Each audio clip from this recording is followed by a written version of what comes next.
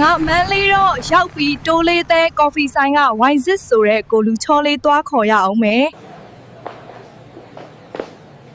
ဒီဆိုင်မှာမင်းတို့ဆရာဝိုင်ဇက်ရှိလား ဟုတ်ကဲ့ရှိပါတယ်ဗျာ ရှိတယ်ဆိုသွားခေါ်ပြီးရှမ်းစော်ဘွားကြီးတမီရောက်နေတယ်လို့ပြောခေါ်ခဲ့ ဟုတ်ကဲ့ခဏလေးထိုင်ဆောင်ပါအောင်နော်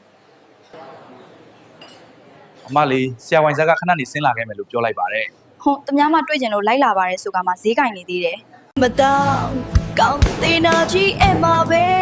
ပြောနေခဲ့တော့ goodbye တက်တာစပတ်ပဲမတတဲ့ချင်းဆိုငွေပွဲကြိုက်တုံးတိုက်ကြားကြိုက်ပါစေတော့စပတ်ရက်ကောင်မှကျင်တတ်ဦး